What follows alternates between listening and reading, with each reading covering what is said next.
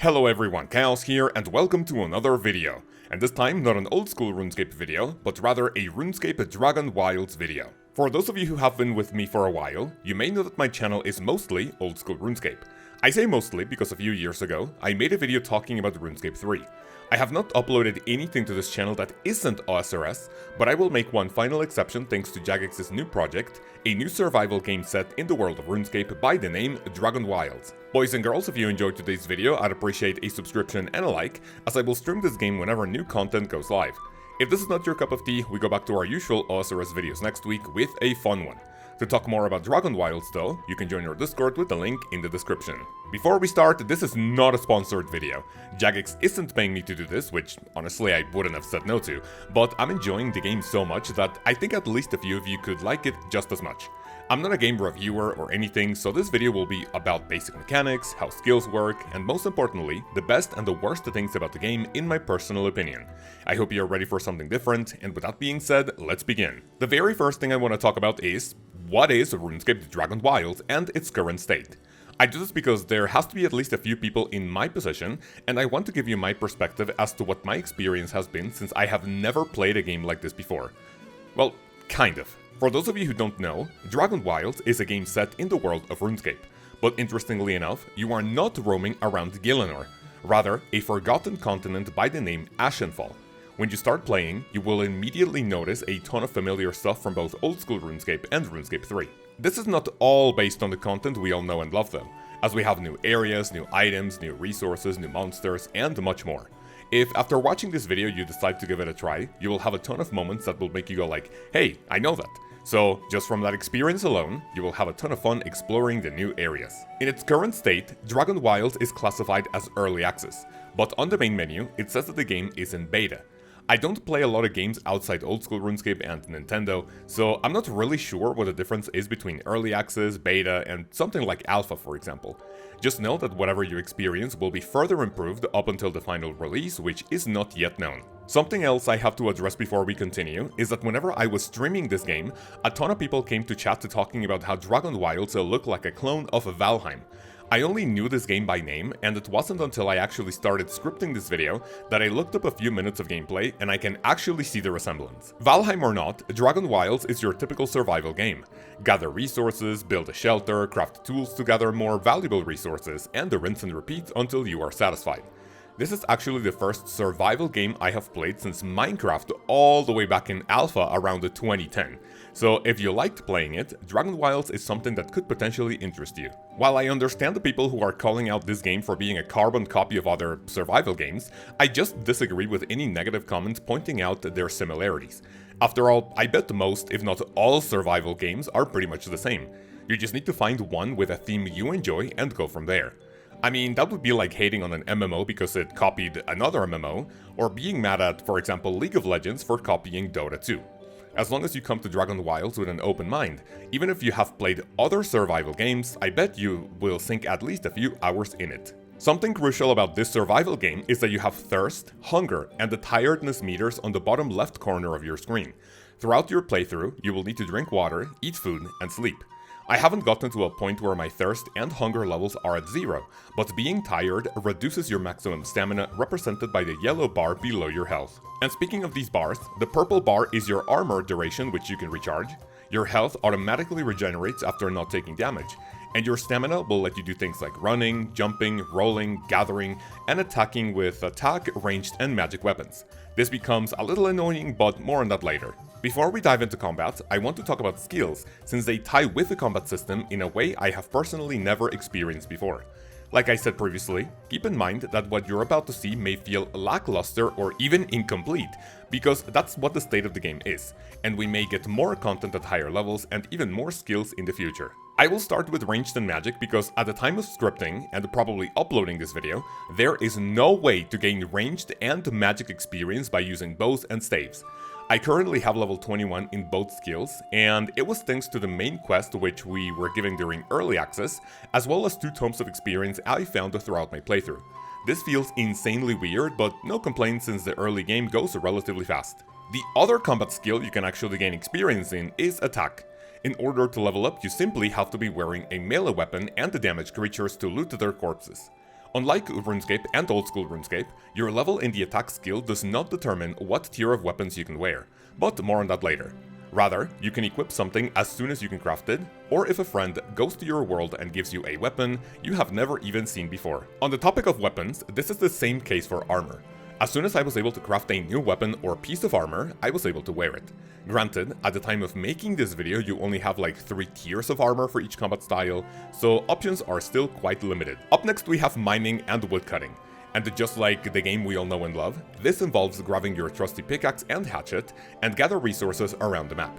You will obviously need better tools for higher tier resources, and just like combat, your level doesn't actually indicate what resource you can gather. As long as you have the tools to get them, you are free to start collecting them. For example, you start with a stone pickaxe which lets you mine rune essence and stone.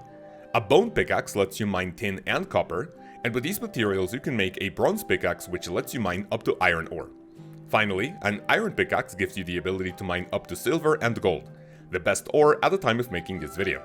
However, I assume that if you give a brand new player an iron pickaxe at even level 1, they can mine the highest tier of rocks if they can survive where they are found. Although we only have 2 gathering skills, Dragonwilds currently has 4 processing skills, being Artisan, which is technically a combination of crafting, fletching and smithing, and then we have Construction, Cooking and Runecrafting.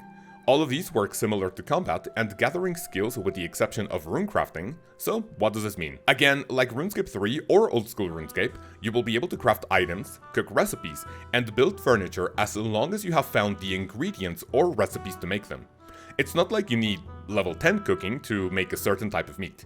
Get it from something you kill in the game, and go back home to cook it and fill your hunger meter. Go to a certain part of the map to gather a new resource, process it, and you will gain the ability to make new items with said material. The only exception to this is runecrafting. To craft higher tier runes you will actually need a higher level, but the highest level rune at the time of making this video is Nature, unlocked at level 18, which will only take a few minutes of training the skill. This is not a guide to leveling up, but the way to train is super convenient.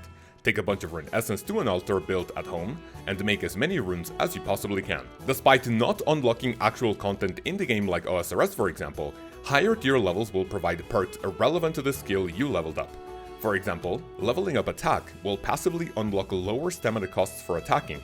Leveling up Artisan will give you minus 1% durability loss on equipment, and so on.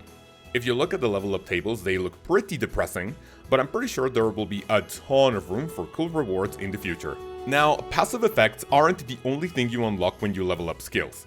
Oddly enough, when you train a certain skill, you will unlock a magic spell to aid you in that skill. I have no idea why we weren't able to level up magic from the start and actually unlock these spells via the skill, but honestly is a refreshing way of accessing new content, so here's how they work. Let's take mining for example. You can mine any resource as long as you have the right tool for the job, but as you progress, you will unlock spells to aid you in the mining skill. At level 11 you unlock the Rocksplosion spell, which mines all rocks in a small area in an instant and you only have to pick them up instead of mining them one by one. At level 24 you unlock a spell called Detect Ore, which will summon little wisps to guide you to a few ore positions. The attack skill for example has spells for you at levels 11, 20 and 30. You can summon a wind shield for extra protection, and you can even enchant your weapon with the power of fire and air to burn your targets and reduce the stamina when attacking respectively. This is a super interesting way to handle spells, and I really like how this was designed instead of locking spells behind the magic level. If this was the case, you would have needed to train magic first just to unlock all the useful spells first, and then get to train other skills. I won't mention all of them, but whenever you are training their respective skill, you simply cannot go without using these whenever they are not on cooldown. The only useless one so far is a spell which summons a fire spirit to guide your way, since you can simply carry a torch with you. Last thing I'll mention about things related to skills and combat is your power level. Currently, we have 4 areas in the game, each with a higher power level. The higher weapon and armor tier you are wearing, the higher your power level will be, and you will have a better fighting chance against monsters in their respective areas. If you're at power level 1 with the basic weapons and armor, and you venture into an area of power level 3, enemies will be able to kill you in 1 or 2 hits. Equip better items for you to survive a lot longer, and when you unlock the best weapons and armor currently in the game, you'll be able to take multiple hits. It's a little odd that monsters don't have a level like in old school RuneScape for you to gauge how powerful they are, but as long as you match their power level, you will have a fair fight. Finally, some weapons have special attacks you can use with the middle mouse button. The only ones I have are the Abyssal Whip and the Granite Maul, but honestly they take a little too long to perform and you don't really benefit too much from them. Honestly, you're better off with basic attacks after enchanting your weapon, which will make battles much faster. So all that being said, time to talk about another crucial part of the game, and that is questing. Being early game access, we only have one primary quest and 6 secondary quests for you to explore the world of Ashenfall. The primary quest is a Dragon Slayer. Spoiler alert, this will take you around the map to gather information and resources to kill a dragon plaguing the area by the name Velgar. If you didn't notice, this is an anagram for Elvarg from RuneScape's version of the Dragon Slayer quest. This is the main portion of the game you will interact with, and the final fight has you battling a giant poison dragon at the top of a huge tower in the middle of the map. I will say though, that due to how basic the combat system is right now, the fight itself was pretty anticlimactic, since you can easily defeat Velgar by attacking from a distance and dodging attacks. Fighting with a melee will be more effective, but you run the risk of being heavily damaged by his claws or the head. The other 6 quests won't take longer than 10 or 20 minutes each, and these are not as straightforward as quests in old school RuneScape. If not using a guide, you will be venturing around the map quite a lot, but it's all about the exploration charm if that's something that interests you. As long as you read the dialogue boxes, you will know what to do, but none of them are rich in lore and simply take you from point A to point B. Before my pros and cons about Dragonwilds, I want to talk about something I haven't experienced much, and that is the multiplayer aspect of the game. So far, 95% of my experience has been solo, but if you want to play with a friend or a group of friends, make sure they are people you fully trust. You can set your world to friends only or public at any time, and whoever joins your world will be free to do whatever they want. One of my friends told me that he was watching a streamer who was hosting an open world with friendly fire, and a random came to his world, kill him, and stole everything he could from his chests only to log out and ravage his world. If you want to host a public one, make sure it's something completely separate from the one you have been working on, since even your friends can take stuff from your chest without you knowing. If you want a chill experience, I would personally stick to solo world and open it to friends only if you want to gather resources together or even fight enemies. With all that being said, I will tell you my top 3 favorite and least favorite aspects of this game so far, and you can let me know what you think in the comments below for our usual bond giveaway despite not being an old school RuneScape video. The very first one is that whatever time you spend on the main story and even subquests will be easily doubled gathering resources, building a base, and crafting the best in slot items. I made a shelter and built a chest to store each type of resource so I don't have to go scavenge for supplies, and at the time of making this video I have about 35 hours of playtime. I can guarantee you that at least half of that has been just gathering and building. The second one is that you can go virtually anywhere as long as you can get there. You have a big mountain in the second area, which is where you start one of the secondary quests, and I had to look up how to get there because it looked out of reach. With the spell to jump higher though, I was able to reach it and get a cool view of the entire map. The third one is that I love how Jagex handled the way you unlock spells, even with magic not available in the game yet. Both this and the progression for all the skills and how you can make new things as soon as you unlock the materials to make that one project you need to advance feels pretty rewarding. Which is how I think Iron accounts feel whenever they get new items in old school RuneScape. The most annoying thing in the game that might be due to skill issue is that whenever you die, you have to go back to your gravestone to get all your items. This is not that bad when you are near a teleport location, but I had several deaths which were pretty far away, and since I didn't have any weapons or the right tools to get back there, monsters killed me again in a matter of seconds. The second one is that overall hazards are more annoying than they are interesting. Even after defeating Velgar, he can still be seen flying around the map dropping acid around you, and it just makes me quit to the main menu and hope he disappears. When you go to the third area, there's lightning that can strike pretty much anywhere, including your precise location. This wouldn't be terrible if there was a potion to nullify lightning damage, because this will eventually be more annoying than a cool environmental mechanic. The third one is that, again, since the game is in early access, things like monsters and dungeons are extremely repetitive. I believe you have like 5 or 6 dungeons in the game by the name Vault, and they all use the same terrain, the same monsters, the same rewards, and the only thing that changes is the layout.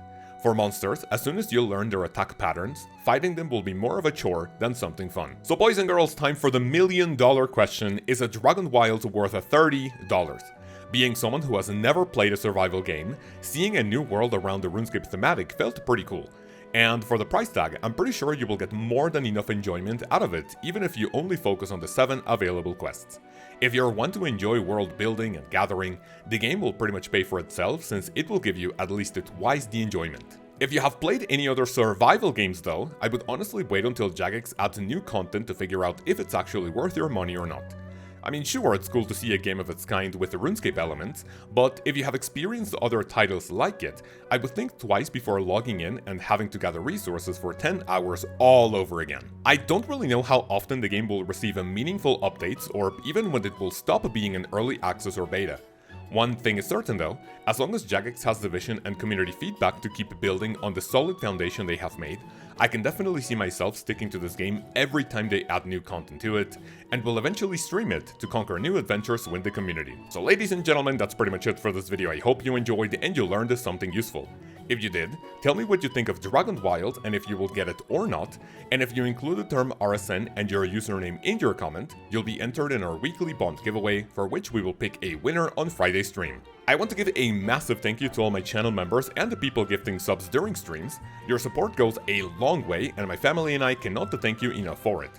If you want to become part of this list of legends, click the join button below to see all the cool perks and rewards you can receive for a monetary subscription and will be useful in videos, in live streams, and of course in our Discord. In the next one, we will actually go over a small list of mid-game bosses to increase your skill level and maybe make a little bit of profit on your way there. For now, I hope you have an amazing day, have an amazing week, and I will see you then. Peace.